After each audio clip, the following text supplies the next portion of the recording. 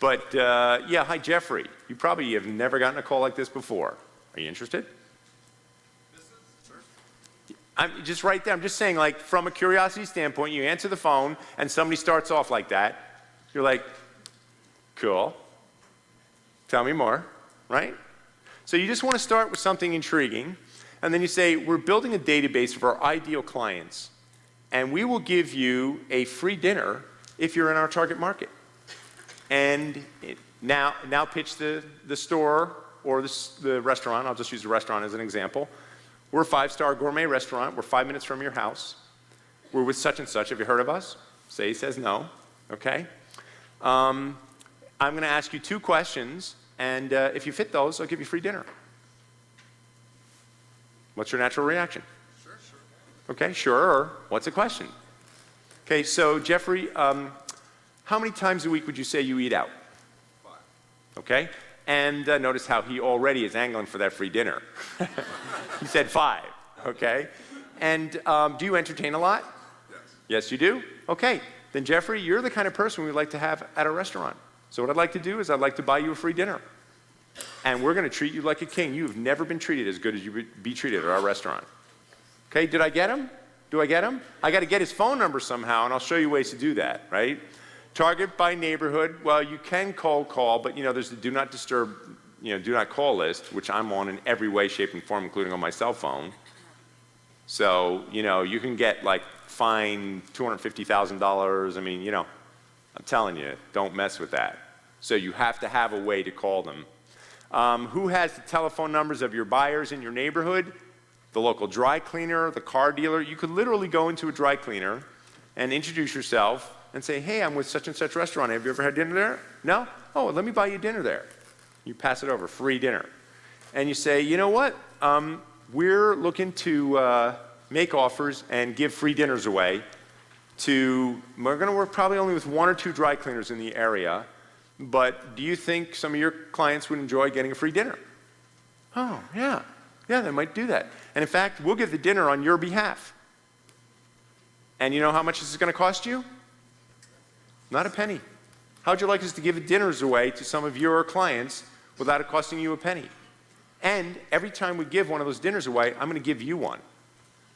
So by the time I'm done, you might have 50, 60, 100 free dinners, which means you will never pay for dinner again.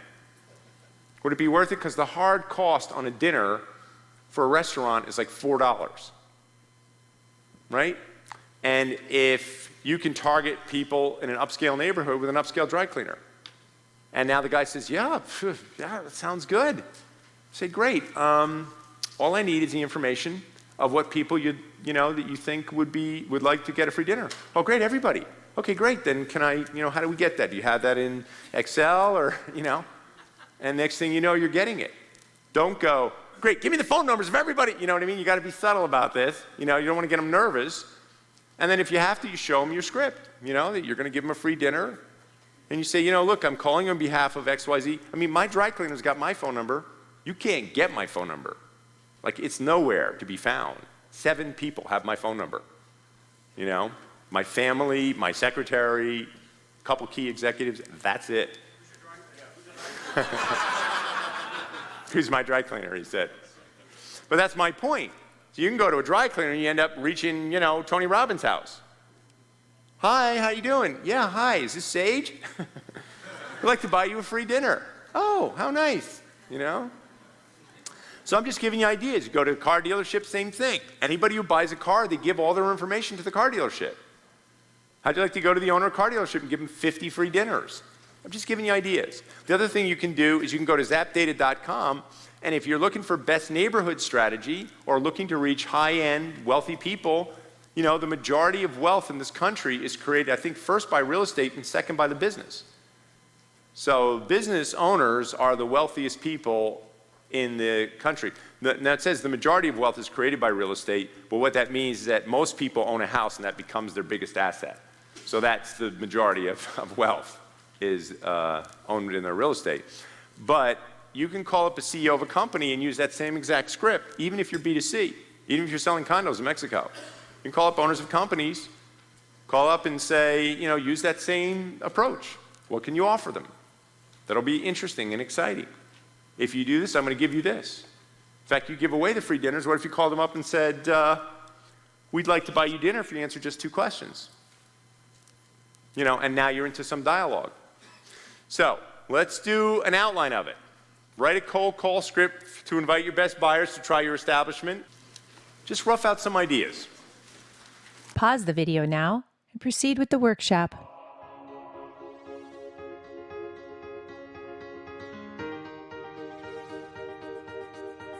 Sometimes all that stands between you and stunning success is a secretary.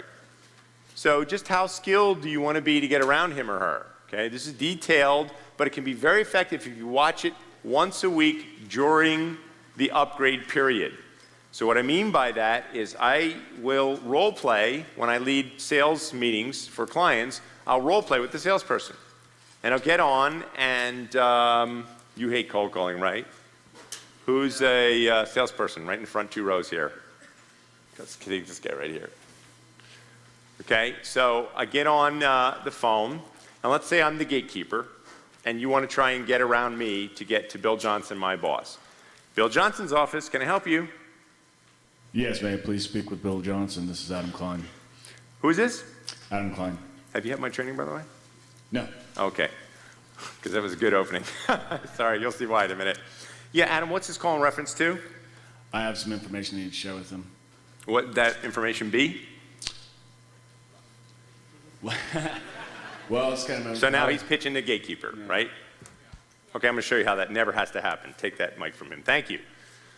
Okay, so, but what happens is you're going to learn this training, and then you're going to get on the phone and you're going to try to do some of this stuff, and then I'm going to come back and work with you a week later. After you watch this training, I'm going to come back with you a week later, and the conversation will be almost identical to what you just heard.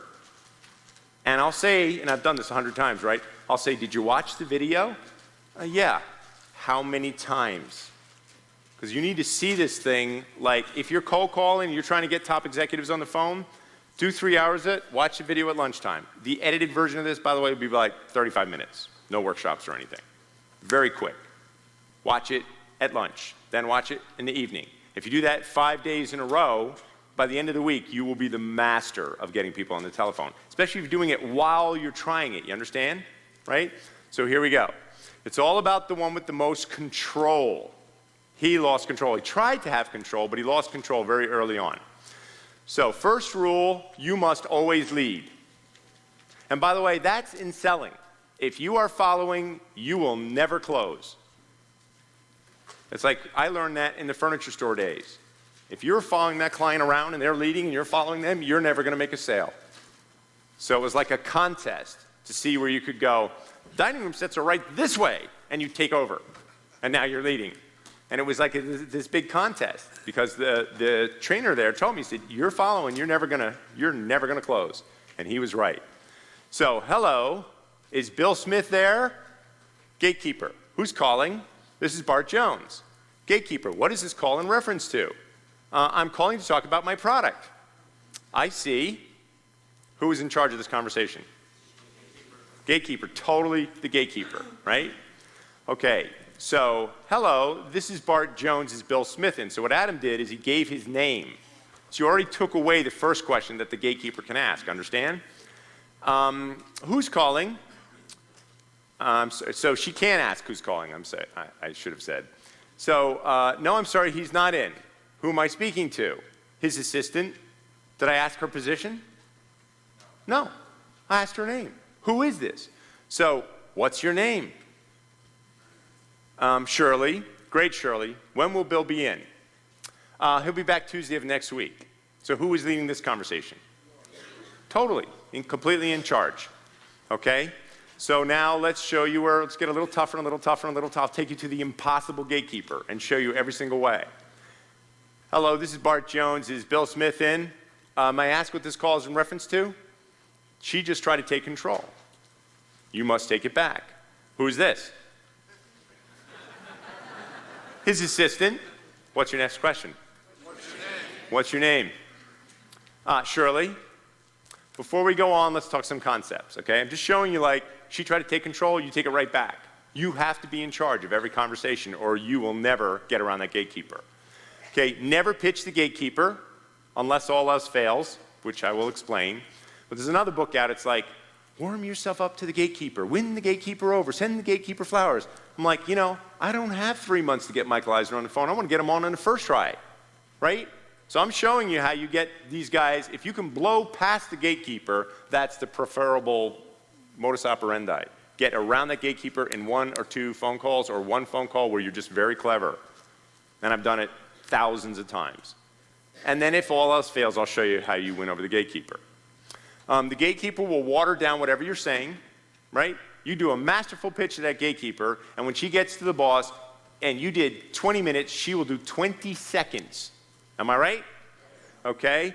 Too easy for the boss to say no to the gatekeeper, and she sure isn't going to argue with him, right? The gatekeeper will pass you off to someone else. Has that ever happened to anybody here? The gatekeeper may have the power to say no, but not the power to say yes. You always want to talk to the person who can say yes. That's for any kind of sales at any kind of time. So you want to complicate the issues. You want to be vague. You want to be authoritative the whole time. Never lie. Never lie. And that'll just come back to bite you. But just from an integrity standpoint, never lie. Doesn't mean you can't mislead a little here or there, no, but you never lie. What's this call in reference? So she says, what's this call in reference to? Tell him I'm with XYZ company, Shirley. One moment, please. Now, did I ask her? I told her. I just told her what to do. And if your authority is right, hi, this is Bart Johnson, and I'm calling for Bill Smith. What's this call in reference to? Just tell him I'm with Chet Holmes International. Okay, hold on one moment, please. Doesn't sound like I'm giving her any other option, does it? No. And it sounds like I expect that he will know who I am. Which is why, by the way, you always want to send a direct mail piece. So that you can confidently say, will he know what this is a reference to? Well, he should. Just tell him Chet Holmes is calling. Because your letter was signed Chet Holmes. Happens to be in the garbage right now, but, you can dream, can't you? Okay, so let's make it more and more difficult. Mr. Jones, yes. He wants to know what this call is in reference to. So I already gave her my name, I already gave her my company name, right? So now we go to the contest. Let's see how many times we can send the gatekeeper back to the boss without giving her any information whatsoever, right? So I'm going to start over. Here's number 1. Is Bart Jones in? This is Bill Smith. What's this in reference to? Just tell him Bill Smith. So now you don't even give your company name. Because you did send him that letter, and it did have your name on it, right? So he should remember you. Just tell him it's Bill Smith. Hold on one moment, please. She comes back. I'm sorry, he doesn't know your name. Can you tell me what this is about? Am I going to tell her? No. Heck no. And I take back control. Who's this? This is, I skipped that part, right? This is Shirley. Okay. Are you his regular assistant?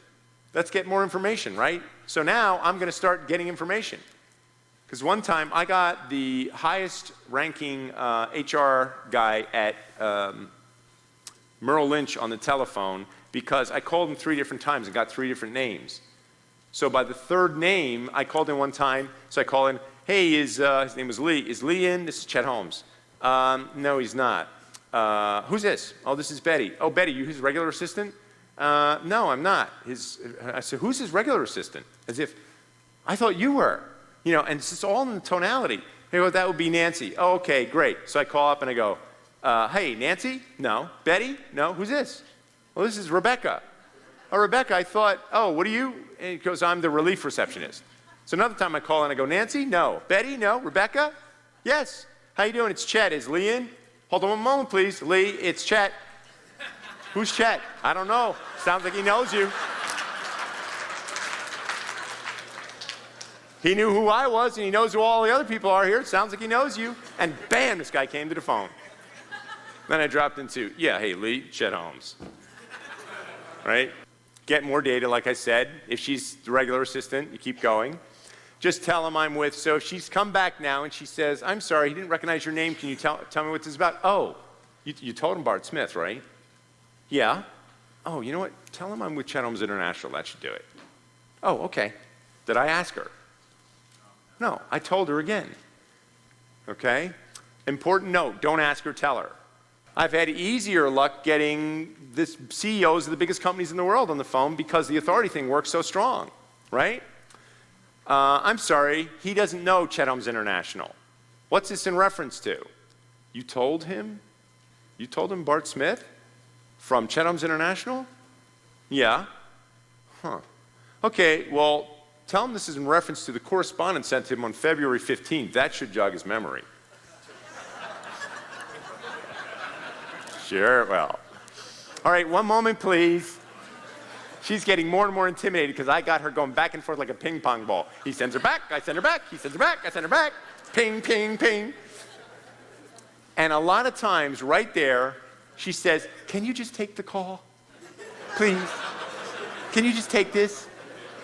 And most bosses want to rescue the secretary, put him through. I'll handle it. Yeah, hi, Bill Smith, Chet Holmes. And now I got him. A lot of times, just by sending gatekeeper back on the fourth call, I get the guy on the phone. Okay? If you can send the gatekeeper back 3 or 4 times, the boss will usually pick up the telephone. But not everyone. I'd send that secretary back 4 times and grow annoyed. You told him this, you told him that, you told him this? Oh, you know what? Tell him it's in reference to the correspondence. That sounds like something bigger than a letter, doesn't it? So I call it correspondence, not a letter. It's in reference to the correspondence. Phi Beta Kappa. Making up stuff now. A great tip to get executives on the phone. Hello, this is Chet Holmes. This is really cool. I have gotten so many top executives on the phone with this exact tip. I call in, I go, yeah, hi, this is Chet Holmes. Is Alan there? Secretary, no, he's in London until Monday. Oh, that's right.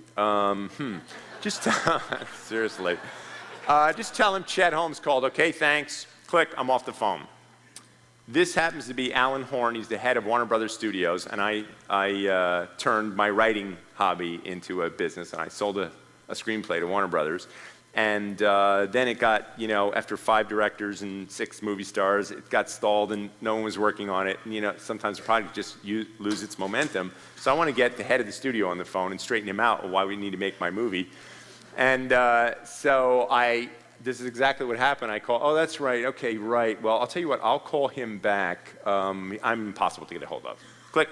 So picture you're Alan Horn, you're the head of Warner Brothers. You come back, your messages are from Bruce Willis, you got Julia Roberts, and you're going through this, and you come to this one, Chet Holmes, and you go, Chet Holmes, no phone number, no information. You go to your secretary, you say, who's this guy, Chet Holmes? She goes, I don't know, it sounded like he knew you. Well, whoever he is will call back, and he throws it away. 9 hours later in his life, he's already taken another 400 phone calls, answered 17 emails, had, 4 studio meetings worth $10 billion each. And at 6 o'clock that night, I call back, and I go, yeah, hi, it's Chet Holmes. Is Alan there? And she puts me on hold. I'm waiting.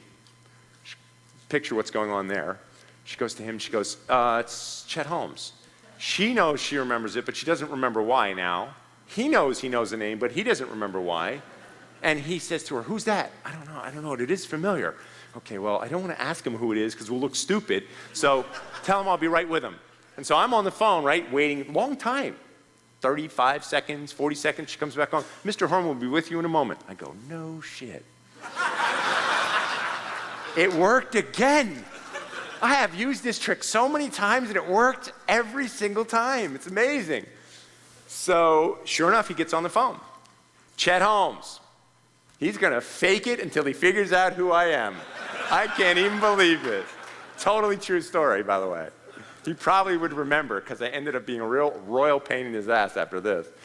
So I go, I have the best movie you've never made. And the good news is you already own it. What's this about? And you can hear the impatience coming up in this guy's voice, right? So I repeat myself, trying not to go, I have the best movie you've ever made. I have the best movie you've never made, and the good news is you already own it. He said, if this is about making a movie, then you're like 3 levels higher than you need to be.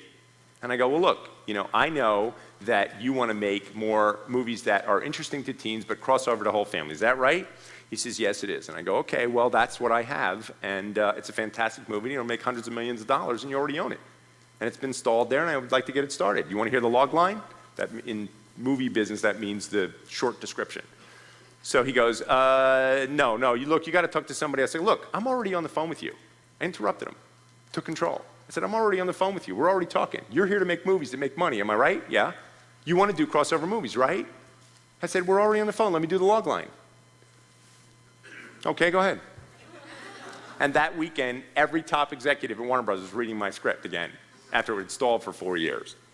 So the biggest of the biggest, using this exact little trick I've gotten, head of Warner Brothers, chairman of Wells Fargo. I already told you the Hilton Hotel story. So now what happens when you get that high executive on the telephone? It's a contest, and here's the rule. The one with the most passion wins. That guy was trying to brush me off from the second he understood who I was, and I was not going to be brushed off. So what's easier to sell? And education is easier to sell. So again, we've talked about this, but remember how I said in the module on training that all this stuff starts to work together. It's like a system, right? So I want to reiterate it. Plus, when you have somebody that you want to train to get around the gatekeeper and you give them this DVD, I don't want to leave out stuff that's pivotal to this particular part of it, so I'm going to repeat things I've already said, plus repetition is the mother of skill, right? So an education that is easier to sell than anything else. It still has to be sold, but it's easier. And usually you can get a higher level of buyer by selling an education. We have a graphics firm we're working with right now, and basically they want to reach the Marcom directors, and so we've got this thing on, the 5 deadliest sins of communication in the new millennium. Write that one down, Lou. Actually better, that's a better title than the one they're using. The 5 deadly sins of communication in the new millennium. Woo, that's strong. We have to come up with them, but, Anyway, so they call a Marcom director, and they will get like 6 people to take this little mini seminar. And the part of the structure of their core story will go into those 5 things. And then at some point it'll say, so what you really want is you want a company that understands all this, and you want a company that provides all these services, and let me tell you the 5 things you should look for in a graphic design firm, whether you work with us or not. Let me tell you what the 5 things you should look for, and now you're pitching yourself without pitching yourself. You get it? How many people are getting this? Say aye. Aye. Who's still confused? Say aye. Aye. We still got a confused person. Well, we'll get into it, okay? Write down your questions. We'll Q&A. I got a tax reduction service. These guys can show you how to legally only pay 10% in taxes. And they start their core story with a page that shows where a judge went to the Supreme Court and got the Supreme Court to agree that it is your constitutional right to valiantly take every possible deduction you can. Because the first thing people are worried about is, oh, baloney. It's your constitutional right. So anyway, that's his core story because it's one of the problems he has. So now we're selling 21 tips to reduce taxes for $199, and he's got a self-funding growth strategy. By the way, when we check him out a little more thoroughly, it might be one of the things we offer you. Because who here would like to only pay 10% in taxes? Right? We just had one of our guys he worked with last year who made $300,000. He only paid $7,000 in taxes for last year. $7,000 on 300. Totally legitimate. And he shows you how to put the burden of proof on them. How you put the burden of proof on the IRS. Cool stuff. Commercial roofing company we've already talked about. They used to call up and say, hi, I'd love to come talk to you about your roofing. Hi, I'd love to come talk to you about your roofing. Now they call the building owner and say, I want to show you the 5 most dangerous trends facing building owners. So, who should you be selling to? Who's your top decision maker? Who has the authority to say yes without checking with anyone else? That should take you less than 10 seconds to write that down. Pause the video now and proceed with the workshop.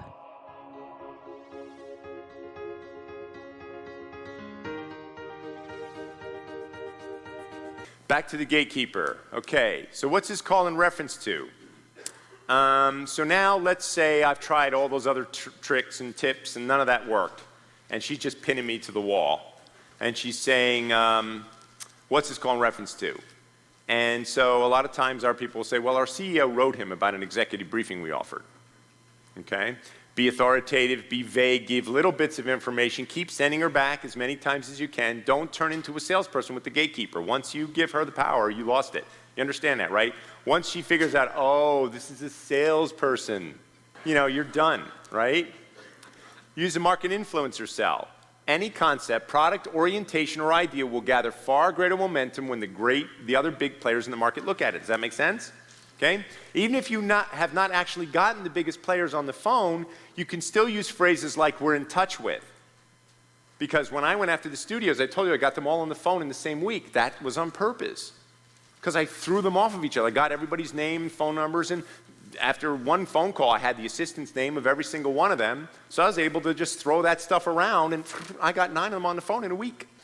So no one likes to be left out of a popular loop. So here's a market influencer cell. Gatekeeper, if you're going to get to Mr. Eisner, I'm going to need to know more information. So I'll tell you, while I'm doing all this, one of the guys I call was Edgar Bronfman. He had just bought Universal Pictures, right? And so I call, do my normal thing, and this woman just stops me cold. She goes, look, I've been Mr. Bronfman's assistant for 11 years. I know everybody who calls him. And I know I don't know you, and I know he doesn't know you. So if you want to talk to him, you're going to have to tell me what this is about. Oh. No problem.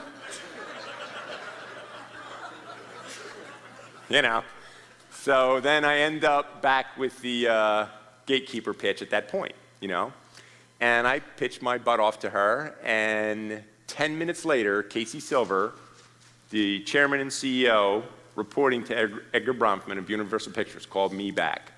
So that's another way. I tried to get to Rupert Murdoch. He sent my letter to the president of his studio, and I called back, and the secretary said, oh, you didn't hear from the president of the studio? And I go, no, I didn't. She goes, where are you now? My phone number is, and 5 minutes later, the secretary for the president of Fox called me back. So it's a strategy. Go higher than you actually want to reach, because when you get bunted down, you get to somebody you could have never gotten on the phone in the first place, right? So don't tell her, be vague, send the gatekeeper back. Shirley, I appreciate that Michael is busy. Notice how I called him Michael, not Mr. Eisner. And listen to the tone of my voice, because that's the most important thing going on here. Shirley, I appreciate that Michael is a busy man. If he knew how important this is, he'd take my call. I'm already in touch with Sherry Lansing at Paramount, Alan Horn at Warner Brothers, John Calley at Sony Pictures.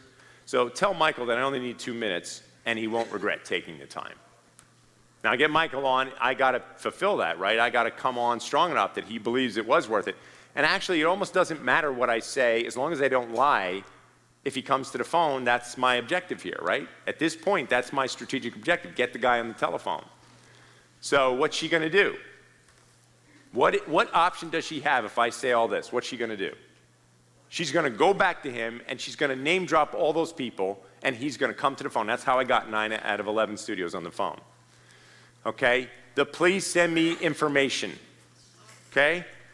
So sending information is a last resort. Why? It will probably never be read anyway, so why bother? If it is read, they can make a decision without anyone to refute their thinking. The information can be delegated to somebody else who only has authority to say no. Look, Shirley, tell Bill that I'd have to send him 10 pages to explain what I can explain in a few minutes in a telephone conversation. I'd be happy to send the information after we talk, but I already sent the information and he didn't read it, so why is he going to read it this time, right? So I don't want to send him something he's not going to read anyway unless I talk to him in the first place. So just tell him it'll take far less work for both of us if he'll just talk to me. Go tell him that.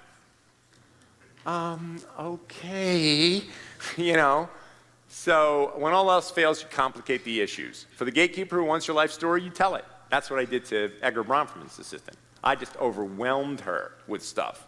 And that's why Casey Silver called me back, because she saw it was over her head. And that's what the perception you want to give that gatekeeper. If this is over your head, honey. I'm not being sexist, because we've been using a woman all along, and I do call guys honey.